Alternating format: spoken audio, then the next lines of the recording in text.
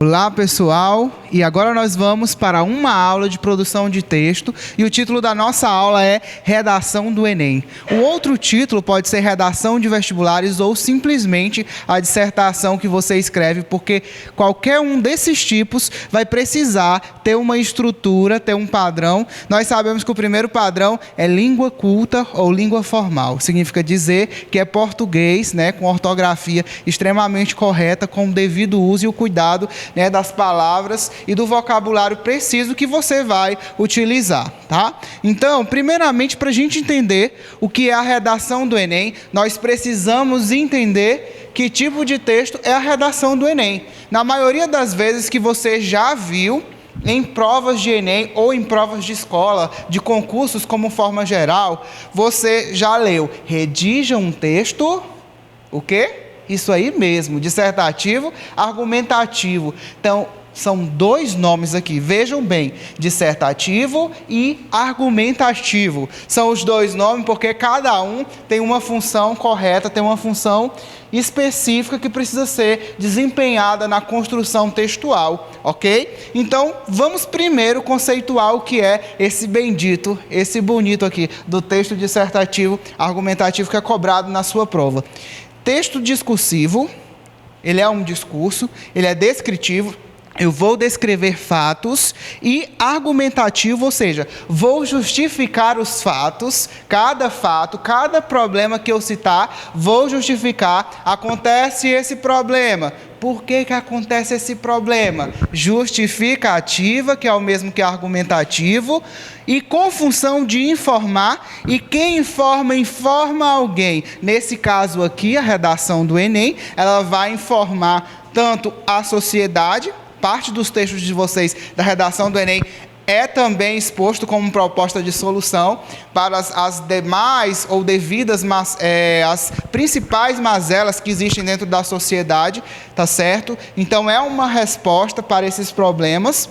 Então, ele é informativo, ele vai informar de certa forma, e quem vai corrigir, quem é o público leitor desse texto? É o corretor da redação, é quem vai julgar a sua nota e é quem, de fato, vai colocar lá a sua pontuação. Conduzir uma informação adjunta com justificativas, propostas de um contexto, tá certo? Então, é necessário que haja um contexto, ou seja, para iniciar um texto, dentro de uma introdução, eu preciso compará-lo com algum contexto, seja histórico, seja social, seja filosófico, seja literário. Não posso começar de forma seca, de forma bruta. Eu preciso ter um contexto, um assunto, tá ok? Junto do tema e junto da tese, e um fechamento em forma de proposta de intervenção, que são as intervenções que você vai utilizar durante o seu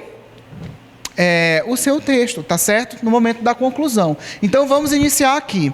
Dissertação, que é o primeiro tópico do termo dissertativo argumentativo. A dissertação é a descrição de um fato de determinada esfera. Vamos fazer de conta que a proposta da minha redação, ela é a imprudência no trânsito brasileiro. A imprudência do trânsito brasileiro. Então, qual é o problema? Qual é o problema que eu vou colocar na hora da dissertação? A imprudência no trânsito brasileiro. Vou descrever este fato e assumi-lo como um problema. E o que é uma argumentação? Justificar este problema. Ou seja, justificativa de um fato, ou seja, essa problemática, tá ok? Normalmente sempre virá um problema, sempre virá uma situação que ela precisa ser resolvida. Aí alguém pode dizer aí na telinha, mas caiu um tema na redação que era os benefícios da lei seca no Brasil. Aí é um tema positivo, não é uma problemática. Alguém pode falar. E aí, como que eu vou considerar isso como um fato de uma determinada esfera, levando isso em consideração como se fosse um problema? Nessa situação, eu vou problematizar, eu vou torná-lo como uma situação. Existe, sim, os benefícios da lei seca no Brasil, diminuiu, reduziu os casos de imprudência no trânsito, no caso, diminuiu os acidentes, os infortúnios. Todavia, essa lei ela não é efetiva e ela não atinge a todos de forma eficiente, o que prova que acaba se tornando um problema. Resolve de forma parcial, mas deixa uma outra parcela sem ser resolvida. E a partir daí, eu vou ser crítico o suficiente, criar uma problemática e fazer com que o corretor veja que eu não tenho um pensamento raso ou uma visão rasa, mas que eu tenho uma visão crítica e um senso crítico, obviamente, de mundo, né? Então, dissertação, repetindo, é uma descrição de um fato de determinada esfera, certo? Aqui na dissertação eu vou assumir de fato que existe esse problema e na argumentação eu vou dizer o porquê desse problema, vou justificar o fato, por que esse problema existe, por que existe a imprudência no trânsito brasileiro, ou se fosse uma outra esfera. Por que existe a violência na sociedade urbana? Né? Qual motivo de existir com tanta contingência essa violência na sociedade brasileira? Tá ok? Então, eu preciso usar essa lógica. Eu vou escrever sobre um determinado problema e vou explicar por que esse problema existe. Tá ok? Então, primeiro, padronização. O que é a padronização? A padronização... Eu gostaria que vocês olhassem este quadro agora. Na padronização, como vocês podem verificar, as margens estão alinhadas. As margens estão alinhadas, né? E inicia-se com letra maiúscula, termina cada parágrafo com ponto final. Os parágrafos, como vocês verificam, estão todos alinhados, né? O espaçamento de 2 centímetros, desde a margem inicial até a parte do parágrafo eu tenho 2 centímetros, ok? E aí, precisa também respeitar as margens no final, como vocês estão vendo, né? Como se fosse o texto justificado. Quando você justifica um texto no Word perfeitamente, não pode ultrapassar as margens e nem pode faltar, tá certo? No segundo tópico, agora aqui voltando para cá, como você pode ver, é uma composição organizada, tá certo? Se eu perguntar para vocês, como que está estruturada uma redação, um texto dissertativo argumentativo ou uma dissertação qualquer que você escreve, que você compõe. Aí alguns responderão: introdução, desenvolvimento e conclusão. Muito bem, parabéns para vocês. Agora eu vou perguntar, você realmente sabe o que deve conter numa introdução, o que deve conter no desenvolvimento e em uma conclusão? É esse passo agora que nós precisamos avançar, que nós precisamos usar o diferencial para a gente realmente conseguir garantir uma nota máxima em boa parte dos concursos, o 10, ou em boa parte de concursos como o Enem, né, o 1000 da redação, tá certo? Então, eu preciso entender que na introdução eu vou estabelecer, tá, uma exposição de uma situação. Eu vou dizer que existe um problema, que esse problema de fato existe na sociedade. Se a redação pede para falar problema na sociedade brasileira, eu vou dizer que ele existe na sociedade brasileira. Eu não vou falar de problema a nível internacional, que aí eu mostro que eu estou fugindo do tema e que eu não tenho um bom domínio na hora de escrever minha redação. Então, muito cuidado, tá? Aí os alunos perguntam: professor, quantas linhas? Para uma redação ficar boa, eu sugiro que você a faça em 6 linhas. Mas se você não conseguir fazer em 6 linhas, você pode fazer até no máximo 8 linhas, tá? E uma introdução de redação, ela ocupa um parágrafo. Esse símbolo SS entrelaçado, ele significa parágrafo, tá? Vamos usá-los aqui nas nossas nomenclaturas, tá certo? Então, 6 a 8 linhas, uma introdução de redação, para que ela fique boa, ela precisa ter um parágrafo. A minha sugestão final são 6 linhas. Você precisa fazer uma boa introdução com 6 linhas, tá? O nosso próximo tópico: desenvolvimento. No desenvolvimento, eu vou justificar a problemática, tá certo? Ou seja, na introdução eu já disse que o problema existe. Aí vem o desenvolvimento. Por que o problema existe? Vou justificar por que esse problema existe, tá certo? Tudo que eu disse lá na introdução, agora aqui no desenvolvimento, eu vou explicar por que o problema existe. Vou justificar usando dados estatísticos. De acordo com a revista Veja, 80% da população ainda é imprudente no Brasil. Edição de abril de 2020, de 2019, o ano que você realmente está, tá certo? No nosso caso seria março, né? Edição de março de 2020, tá certo? E aí, quantas linhas tem que ter cada parágrafo, né, do desenvolvimento? De 4 a 5 linhas, tá? De 4 a 5 linhas você pode desenvolver aí, sem comprometer o seu texto, sem ficar linhas demais, tá? Não pode ficar de mais e não pode ficar de menos. Não pode ficar o 8 ou 80, como diz o ditado. Deveria ficar o 40 e o equilibrado entre 4 a 5 linhas. E essa justificativa, que é o desenvolvimento, ela deve ser feita em 2 parágrafos, tá certo? 2 parágrafos. E aí, conclusão, que é o nosso último tópico, tá certo? Você vai fazer uma proposta de intervenção para solucionar a situação. O que é a proposta de intervenção? Vamos lá? É o que fazer para solucionar o problema, tá certo? Então, aqui eu disse que existe um problema na introdução. No desenvolvimento, por que existe o problema? Vou explicar por quê. E, na minha conclusão, vou colocar uma proposta de intervenção para solucionar esse problema. Ou seja, o que fazer para solucionar esse problema? Eu sugiro a você que faça entre 7 a 9 linhas. E se eu fizer em menos, corre o risco de você não conseguir fechar a redação. Essa é a parte mais importante. Essa é a parte que o corretor está mais apreensivo. Não significa dizer que eu não vou dar atenção para a introdução e para o desenvolvimento. Até porque todo o corpo precisa estar bem. Mas a parte mais importante, que é a resposta final, que é o que fazer para solucionar o problema, ela é a parte mais bem vista e mais bem avaliada, tá? Então, você precisa deixar de 7 a 9 linhas, tá? Ter o cuidado para não fazer muito aqui e deixar pouco espaço na conclusão e você não conseguir estabelecer uma boa proposta de intervenção. O que eu vou fazer para intervir com essa situação, tá certo? Então, vamos lá, resumidamente. Se eu fosse falar aqui sobre a persistência da violência contra a mulher na sociedade brasileira, introdução, eu falaria que a persistência, ela existe na sociedade brasileira, ainda dessa violência contra a mulher, tá certo? Poderia começar a minha introdução falando da oficialização de 1970, do dia 8 de março, feito pela Organização das Nações Unidas, pela ONU, né, que foi um reconhecimento aí de luta, né, um reconhecimento aí da luta das 130 operárias que foram carbonizadas literalmente em uma fábrica em Nova York. E aí a ONU reconheceu, né, o dia 8 de março em homenagem às mulheres. É uma data comemorativa em prol da luta e do reconhecimento das mulheres, né? Começaria minha redação com esse contexto histórico.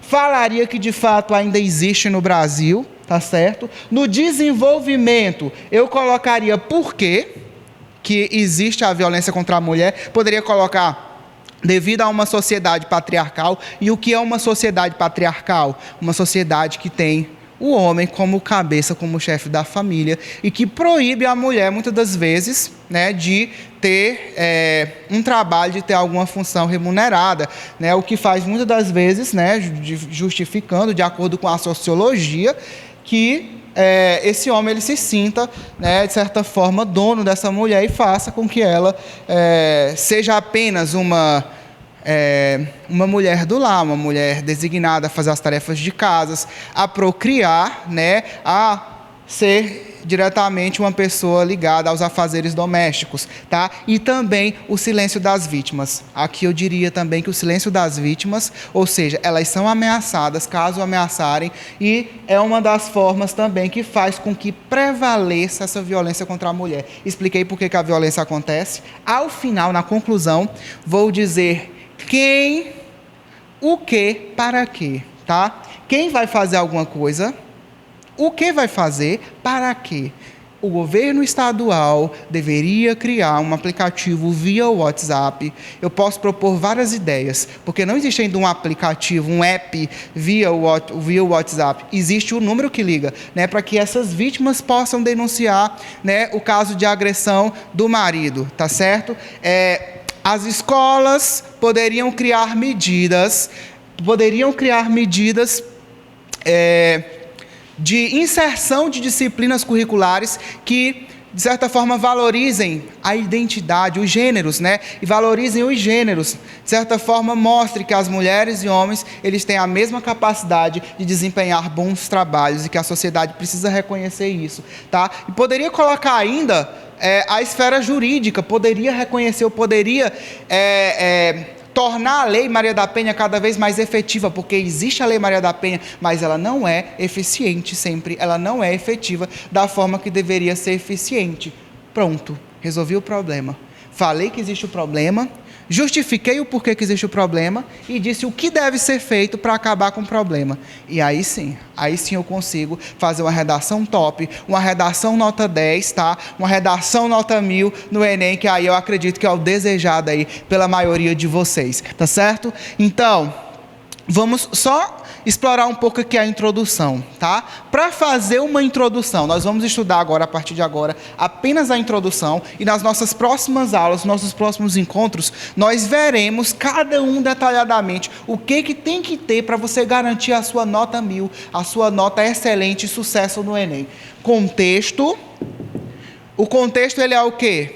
O contexto é o assunto. É um assunto de história, é um assunto de literatura, ou é um assunto social, filosófico, tá? Alguma esfera de conhecimento, de área de conhecimento, tá certo? Vai mostrar que eu não sou leigo, vai mostrar que eu não provenho de um senso comum, eu sou um aluno inteligente e sei escrever, e sei debater determinada temática, associando, fazendo uma comparação, uma analogia, né, ao tema proposto, tá certo? Então, por exemplo, histórico. Eu vou falar, por exemplo, de imigração no Brasil. O processo imigratório no Brasil, ou seja, o processo de pessoas que vêm dos seus países, né, e conseguem se legalizar aqui no Brasil e morar aqui no Brasil. Eu posso falar da colonização da América, para entender como que o processo de imigração no Brasil, ele é aceito e ele tem, na verdade, respaldo dentro da legislação brasileira. A colonização da América. Posso começar desde 1500, né? Desde o período colonial, desde a expedição de Martim Cabral e Pedro Álvares Cabral, né? Desde a expedição dos dois que vieram ao Brasil e encontraram essa terra chamada Brasil, os tupiniquins, os nossos índios, e através do registro da carta de Pero Vaz de Caminhas, que foi o escrivão, né, do rei Dom Manuel, rei de Portugal, que registrou o momento que foi encontrado o Brasil, e seria um ótimo contexto, nota 10 aí, para você conseguir aí uma certa admiração pelo corretor da sua redação. Poderia, não quero colocar a história no começo da minha redação, vou colocar a literatura. Sabe por que literatura? Porque quem vai corrigir a tua redação é um professor da área de letras, da área de língua portuguesa, então literatura vai interessar, vai encher os olhos dele, porque é a área dele. Então poderia citar a obra Incidente em Antares, de Érico Veríssimo, que esta obra aqui, como vocês estão vendo, ela fala sobre pessoas que já morreram e elas se levantaram das suas covas e foram reivindicar melhores condições de vida em praças públicas, tá? Por quê? Porque a própria população dormia, a própria população aceitava o governo e o sistema que tinha no seu país. Tá? E a partir do momento que os defuntos se protagonizam e começam a se levantar de suas covas e protestar em praça pública, a sociedade começa a despertar. Se até os defuntos começam a se levantar e protestar, então, quem dirá nós? Se eu colocasse isso aqui, nossa, ia encantar, ia ser de forma fabulosa que eu ia escrever no meu texto, tá? Eu poderia começar a literatura para falar sobre corrupção, sobre, na verdade, o povo passivo, o povo, de certa forma, que não manifesta, que não busca melhores condições de vida, né? O povo que está conformado com a situação social. Poderia abordar Emile Durkheim, que é um dos sociólogos que eu particularmente gosto muito. Poderia falar das leis sociais propostas por Emily Durkheim. Caso eu queria falar de luta entre classes, classe rica e classe pobre, o rico cada vez fica mais rico e o pobre cada vez fica mais pobre. Poderia citar a letra da música, quando eu falar da questão da discrepância, da desigualdade social, né? Dessa questão aí da desigualdade aí de renda no país. Filosófico, se eu quiser abordar um pouco dentro da metafísica, dentro do caráter transcendental do homem. Sócrates, se eu quero mencionar a Grécia Antiga e princípios aí do saber filosófico. Por exemplo, se eu quisesse usar Pitágoras, se eu quero falar de alguma situação que os pais precisam educar melhor os filhos, que a sociedade precisa educar melhor os filhos, eu poderia citar a lei de Pitágoras, ou seja, educai os filhos e não será preciso punir os homens. Poderia colocar isso perfeitamente. Isso é filosofia. Educando os filhos não precisa punir homens mais na frente. Então começa a partir da educação infantil, tá? Então isso também é filosofia. Eu poderia muito bem colocar na minha redação, enriqueceria bastante e não mostraria que eu apenas escrevo consenso comum, tá? Mas escrevo com conhecimento científico. E aí, logo após eu abordar o contexto, que eu mostrei para vocês que pode ser histórico, literário, social, filosófico, qualquer uma dessas áreas de conhecimento, eu vou colocar o tema, ou seja, eu vou afirmar de fato que o problema existe, e por último, a tese. Na minha tese eu vou estabelecer o motivo, a minha ideia crítica, por que esse problema, os motivos que esse problema realmente existe. Aí sim, a redação, a minha introdução vai ser uma introdução nota 1000. Para finalizar, eu vou ler aqui 2 trechos, né, de introduções que foram nota 1000 no Enem. E eu quero mostrar para vocês aqui como que é a construção. Acompanha comigo aqui em cima. Vamos lá. Essa redação ela começa da seguinte forma. No mundo da ficção literária, os escritores criam os ares saudáveis da inocência. O Menino Maluquinho, de Ziraldo, O Sítio do Pica-Pau Amarelo, do imortal Monteiro Lobato e, mais notadamente, As Aventuras da Turma da Mônica, estimularam para alguns o prazer pela leitura. Todavia, ao passo que as gerações mudaram, esse contexto é transformado em obsolescência e, então, substituído pela TV. Veja, este tema, como você viu aí abaixo no link, ele é um tema voltado para a leitura como transformação da sociedade. E o que mostra? Que as nossas crianças, elas não leem mais como elas deveriam ler, tá certo? Então, aqui ele começou abordando literatura, ele começou com literatura infantil, né? E logo em seguida ele falou algumas obras da literatura infantil, como Monteiro Lobato, né? Como Ziraldo, da Turma da Mônica, né? Marilson de Souza, da Turma da Mônica, na verdade. E aí ele vai, de certa forma, explorar e mostrar os aspectos, de certa forma, que eles deixaram de ser úteis para as nossas crianças e tornou-se obsoleto e foi substituído pela TV, pelos games, né, e pelas tecnologias que os nossos filhos, a nossa sociedade, geração I, geração Y, como é conhecida, estão utilizando hoje nos dias. Então agora eu gostaria que você voltasse aqui mais uma vez para ver detalhadamente. Tá? Então, como vocês estão vendo, essa parte que vai no mundo da ficção literária, até As Aventuras da Mônica, tá? As Aventuras da Turma da Mônica, como vocês estão vendo aí grifado, essa parte representa o contexto. O contexto eu escolhi literatura. A parte de estimular alguns o prazer pela leitura, ele refere-se ao tema. E a parte, todavia, ao passo que as gerações mudaram, até dizer que transformou-se em obsolescência, que é tornar-se antigo, antiquado, e foi substituído pela TV, é a minha tese. Este é o modelo de redação nota 1000, que tem contexto, a minha introdução nota 1000, vamos dizer assim. Mas na frente vamos ver o desenvolvimento e a conclusão nota 1000. A minha introdução detalhadamente, porque eu quero que vocês entendam. A introdução, ela tem contexto, como vocês estão vendo aí, tema e tese. Tá certo? Então, pessoal, chegamos ao fim de mais um vídeo. Eu gostaria que cada um aprendesse de fato, tá?